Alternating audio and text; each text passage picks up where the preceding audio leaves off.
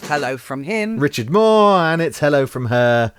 It's me, Michele Monro again. How are you this month? Oh, I'm pretty much the same as ever, really, battling on as usual. Excellent, excellent. Well, of course, last month, millions tuned in to watch or listen to the 70th edition of the Eurovision Song Contest, held in the Wiener Stadthalle in Vienna on the 16th of May. Now, I have to say, I think some countries have misunderstood what music is, including the UK entry. I hadn't actually heard the song prior to the contest by Look Mum No Computer, solo artist, songwriter and YouTuber Sam Battle. Well, the song was entitled Ein, zwei, drei. Well, I haven't got a clue what the song is about, but I don't think he did either. It should have been entitled Auf Wiedersehen. Well, acts from 25 countries competed, although a number of countries boycotted the contest over Israel's participation. They are allowed to compete because its national broadcaster, Can, is a member of the EBU. Now, Australia takes part every year after being invited to join the contest's 60th anniversary celebrations in 2015. However, the rules state that they cannot host the event should they actually win. Now, semi-finals were held in the days prior, but last year's winner, Austria, the UK, Italy, France and Germany all got a free pass as they'd all provide extra financial support to the contest. Well, Richard, TV presenters Victoria Strakowski and actor Michael Ostrowiecki hosted the event, and they were dreadful. There was more wood between them than in the Amazon rainforest. Well, talk about faux pas in 2017. The theme was to celebrate diversity, and who did they choose to host? 3 white men. Just for fun, here are a few of the funniest things said by Eurovision presenters over the words. In 2015, Edward Sillin, the Swedish commentator, said, "As you viewers may have noticed, Ukraine is not participating this year. Anyway, next up is Russia with a song about peace." Yeah. And that actually takes me back to when Terry Wogan introduced the Danish hosts Natasha Kronbach and Soren Pilmark as Dr. Death and the Tooth Fairy. It was one of my all-time favourites, that was, of Wogan. This actually caused outrage in Denmark, and the BBC eventually had to issue an apology. He later joked that whenever he visited Copenhagen afterwards, he did so in sackcloth and ashes with a paper bag over his head. Now, whilst I adore Terry, I also love Graham Norton, and he comes out with some hilarious things, even when he's not trying to be funny. One instance was when he said, "I wonder if there's something going wrong technically, or maybe it's just not great." Of course, Graham pays tribute to Terry every year during the 9th song by having a shot of Baileys, Wogan's favourite tipple during the show. This stays true to Terry's advice not to touch any alcohol until the 9th performance to ensure that he remains sharp enough to make it through the rest of the show. I tell you, I'd need some alcohol to listen to the show. You've got to love Graham, haven't you? I'm more excited to hear his comments than the show itself. Mind you, I was eagerly awaiting the entry from San Marino after the whole hype about Culture Club singer Boy George representing them.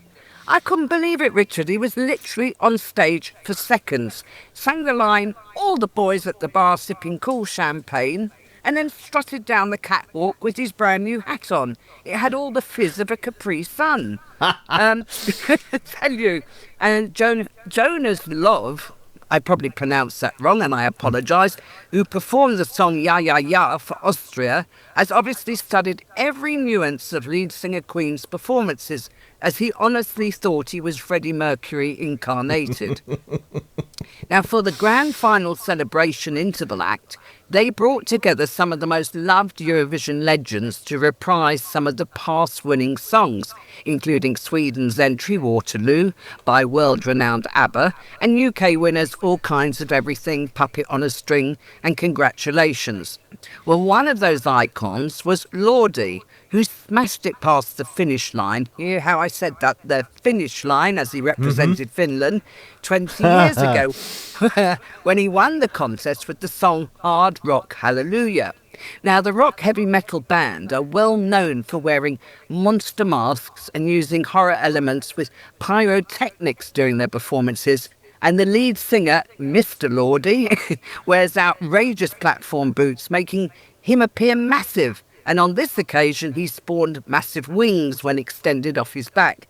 His contribution in the interval show was, guess what? Brotherhood of Man, save your kisses for me. I literally wet my pants. It was the highlight of the whole thing for me.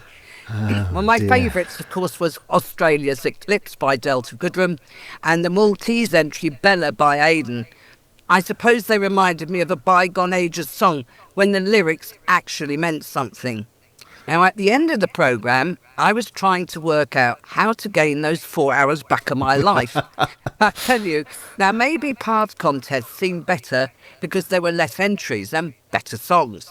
Now, the first competition in 1956 had just 7 entries, each submitting 2 songs, and was broadcast from a tiny platform in Switzerland in front of a studio audience of only 200 people.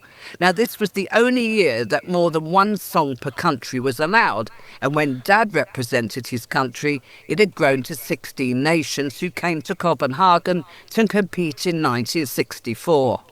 Once the interval was over and all the points calculated, the presenter called upon each voting country in turn and invited them to announce the results of their vote. The announcements were made over telephone lines, with the audio piped into the concert hall for the audience to hear, and over the television or radio transmission. The points were then displayed on a scoreboard at the side of the stage. As technology progressed, the outmoded system was superseded in 1988 by an electronic depiction that could be displayed on the television screen. Well, I was actually shocked, Richard, when watching the results of this year's contest.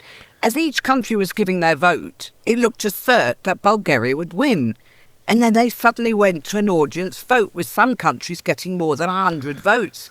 Suddenly, from out of nowhere, Israel went into the number 1 spot up until the very last vote, when with an audience score of 516 votes, Dara clutched the victory. I really didn't realise how tensed up my body had got at the thought that Israel might win. Every vote that inched them nearer to a win, the boos in the audience got louder and the presenters looked visibly uncomfortable.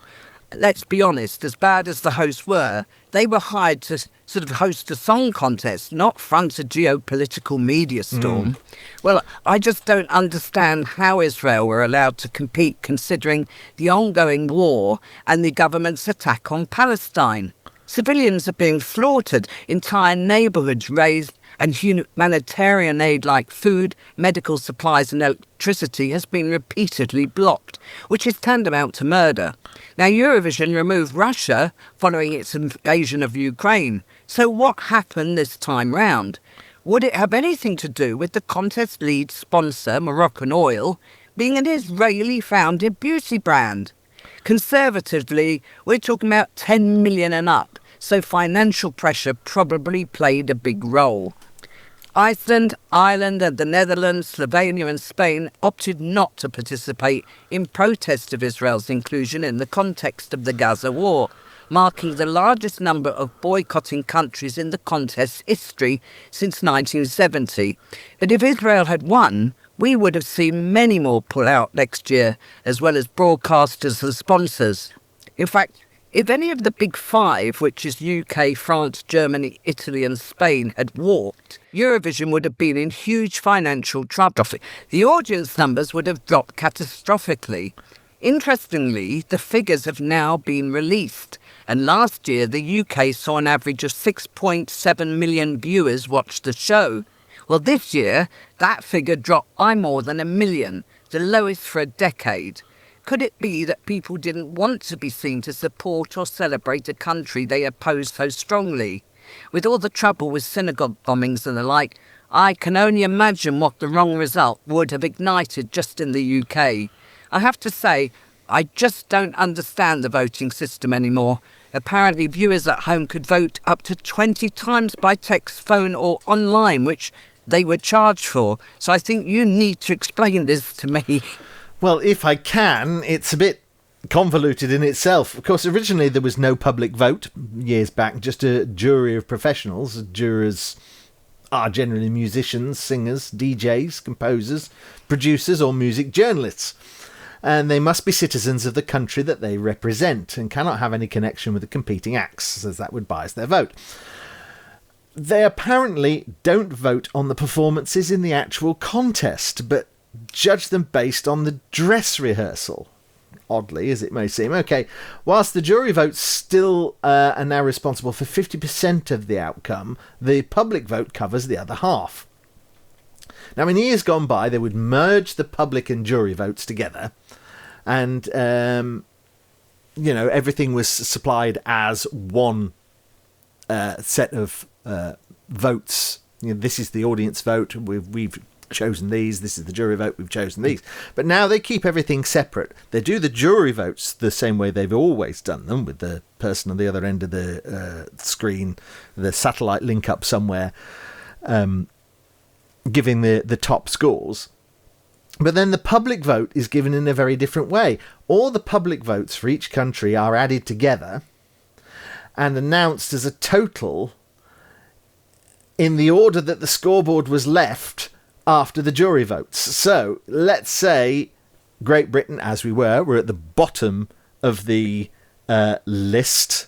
Okay, well, we were bottom or second to bottom. Yeah, I'm not surprised at all. So no, we were bottom. We were bottom. Point. So yeah, okay. So we were bottom. So therefore, they would give the points given to us in one chunk first. And so, of course, we got nil points from that because nobody in any of the public votes voted us. Second year running in the top. I mean, is it two? It's I can't remember. Is it 10 things that they have, and the top 2 are worth, and the top 1 is worth 12 instead of 10, and so it goes 1, 2, 3, 4, 5, 6, 7, 8, 10. 12, I think, 12. As far as the votes go. So they're all added up together and they're thrown in on the scoreboard in the order that they are at the end of the jury vote. And so this is why there was suddenly that huge jump at the very end of several hundred votes. I mean, it could have gone anyway, but it's. I think they do it to try and put some jeopardy into the situation. To be honest, this is. If I tune into the contest at all, it's to see the scoring. I have to say, I can't really be bothered with the songs anymore, and I suspect Matt probably wouldn't have gone anywhere near the contest had he been around today. Well, I can only assume that they've made this audience vote so they get the telephone money, because I don't see any point to it. I mean, why isn't it just as it used to be, Well, because people used to complain that a jury is not representing the public. The jury is representing the music industry. And as you can see, actually, that the votes that come through from the jury and the votes that come through from the public are often quite different to each other anyway, So I suppose they're just trying to cover all bases. It's so political. I mean, I cannot believe that England gave 12 points to France. I really am at a loss. Yeah, but the singer was called Monro, weren't they? So, yes. You can't complain too much. All right. Well, I'm probably an old fogey, but please bring back real music. I loved the good old days when a huge host of names entered the competition, from Cliff Richard, Sandy Shaw, Lulu, The Shadows, ABBA and Celine Dion, to name a few. And last month, I talked about Dad's friendship with Lulu, who he loved dearly. And another of his good friends was the Peter Pan of pop, Cliff Richard. And when Dad started with the BBC show band in 1956, Tommy Steele was on the way up, and then came more rockers like Cliff and Elvis. But it seemed that there was space for all of them to be included in the charts. Now, Cliff and Dad worked together in April 1962. The BBC announced a galaxy of British jazz and pop talent for its 2 events at the Royal Albert Hall. Now, the shows, widely known as the BBC Festival of Dance Music, had been renamed BBC Beat Shows. The first typified Radio Saturday Club, Go Man Go and Sing It Again, and the second represented Parade of the Pops, Jazz Club and Easy Beat. And Matt appeared on all of those shows, of course, except Jazz Club. I don't think he was ever on that one. But I don't remember that. No. I've had have a quick look, and I can't spot him appearing on that one. But Saturday Club is probably the most famous of those, presented by the wonderful and much missed Brian Matthew. The show was BBC's main pop show and began in 1957 as Saturday Skiffle Club, a title it held for the whole of its first year.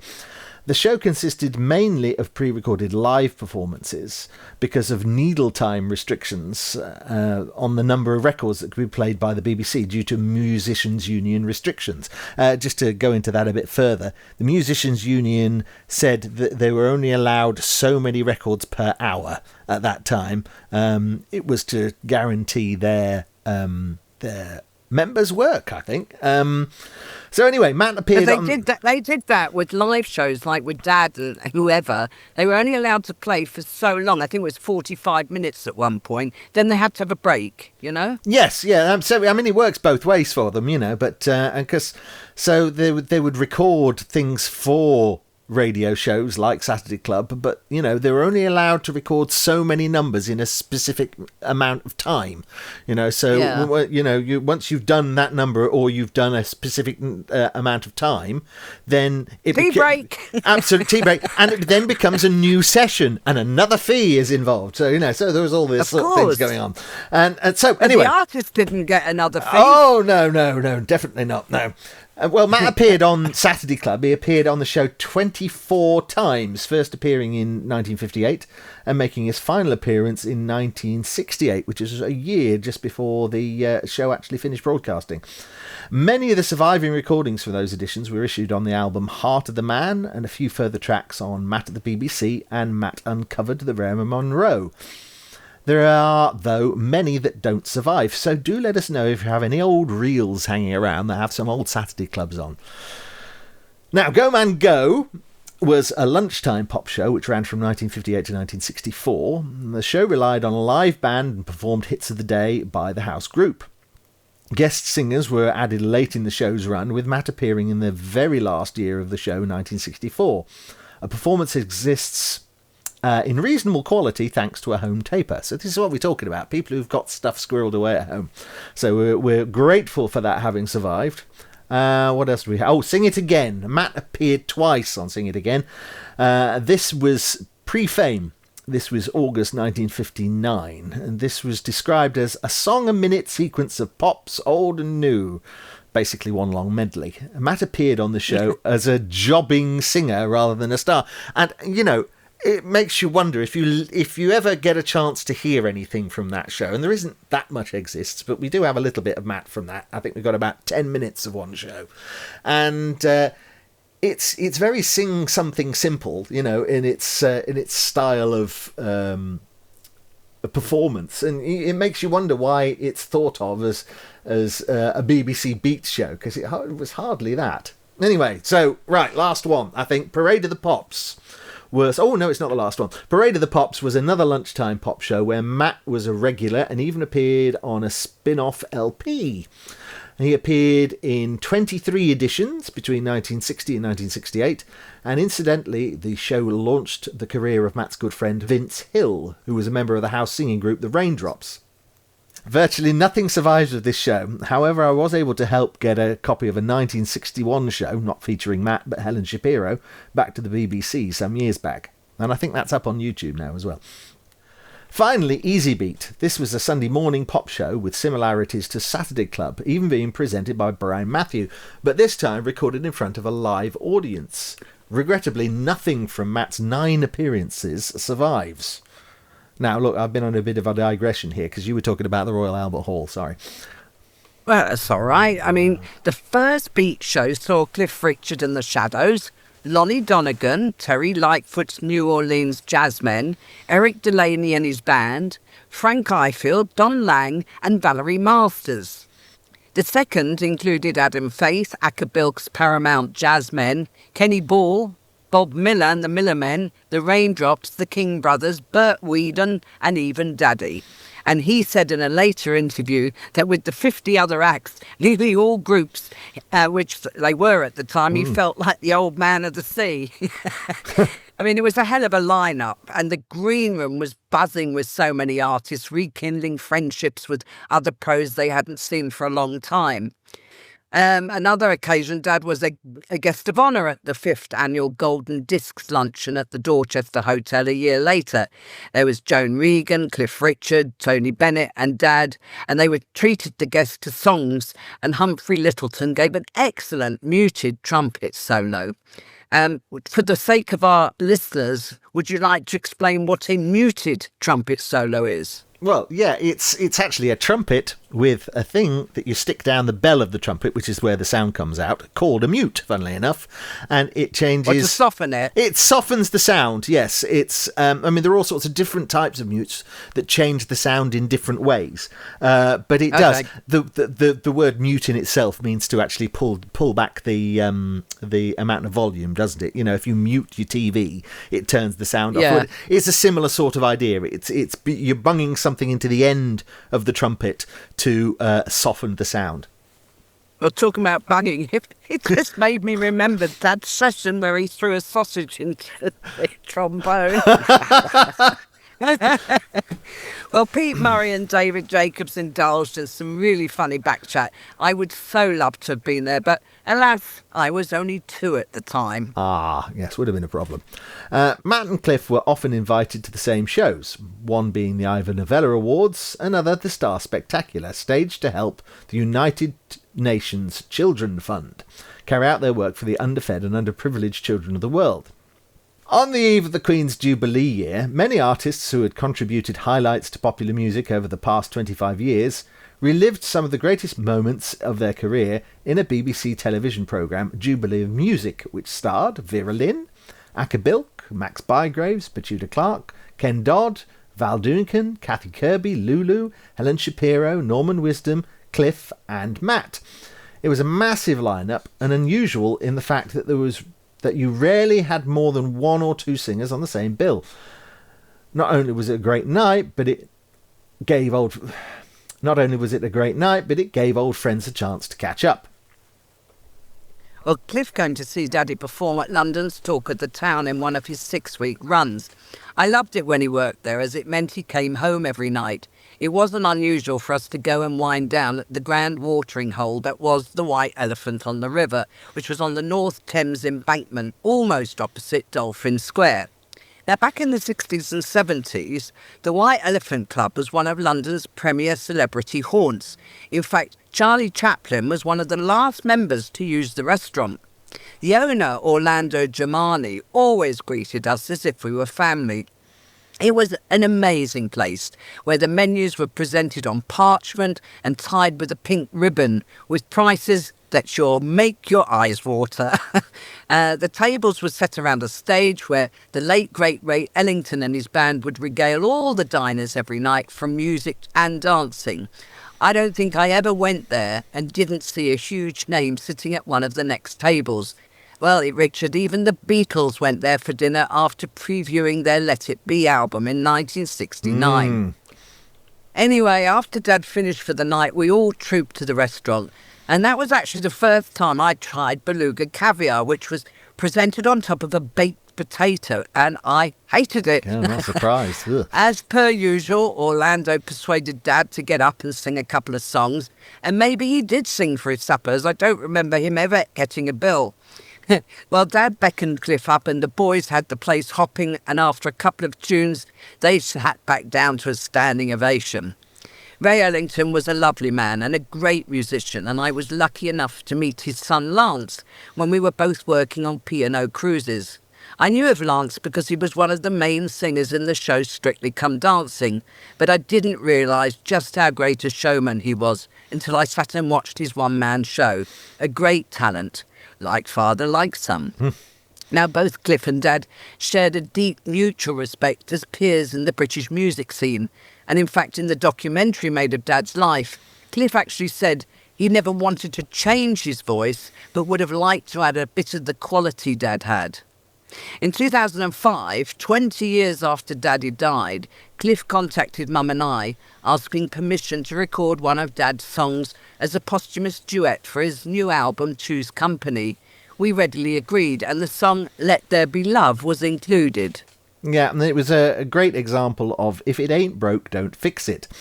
Whilst Matt's virtual duets with Matt Jr. in the 90s had taken his vocals and added new backing tracks, often with synthesizers and things like that, Cliff's duet used the original orchestral accompaniment arranged by Colin Keys and dropped Cliff's vocal in. I discovered years later that Let There Be Love was one of several possibilities for the duet. Cliff's producers had had several multi-track reels digitised before deciding on Let There Be Love. This was a great help to me and a bit of a money saver as well when remixing the Other Side of the Stars LP some years later. Two's Company is a great album of duets old and new and brings Cliff together with artists as diverse as Elton John, Daniel O'Donnell, Dionne Warwick, Barry Gibb, to name a few of the 14 collaborations.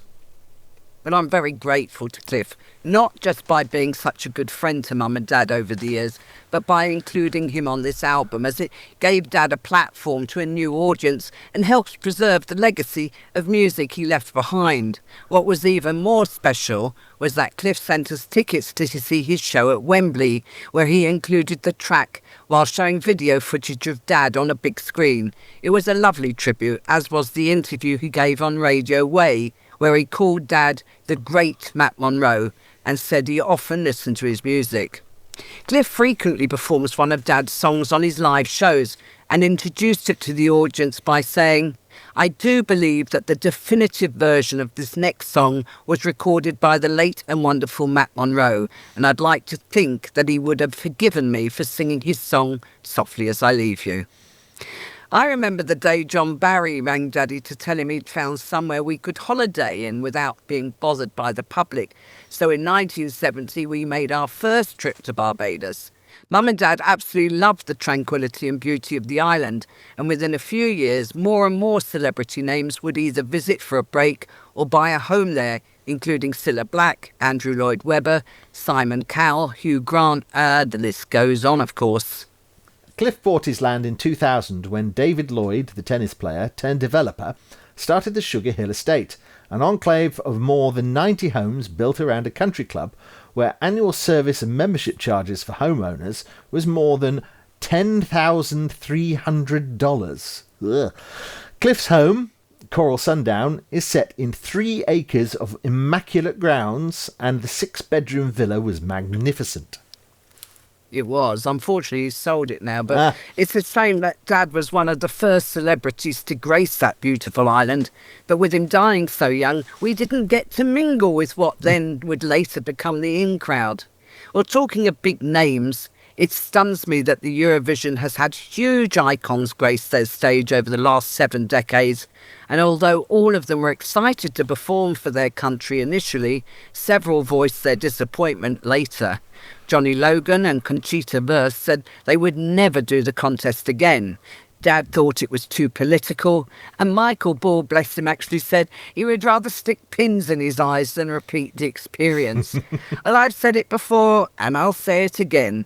It would appear Eurovision is a little like Marmite. You either love it or you hate it. And I like Marmite, I just can't stand Eurovision. Well, whatever your preference, I'm sure we will hear all the news, flaws and bloopers same time next year. So all that remains to be said is that we hope you join us next month on Matt's official podcast. And guess what? We have a very, very special guest next month, our greatest friend, David Diddy Hamilton. Absolutely. Say goodbye, Richard. Goodbye, Richard.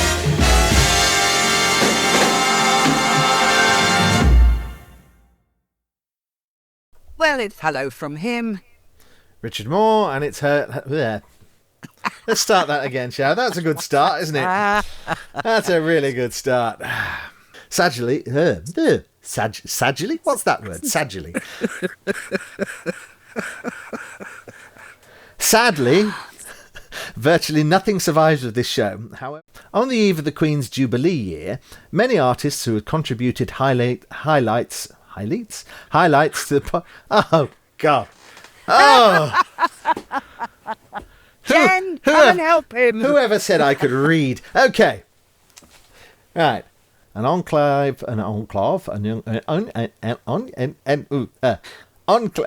Enclave. Enclave. Enclave. Yeah, I was just thinking, how the heck do we pronounce that word? Enclave. All right, okay. We can learn by my mistakes.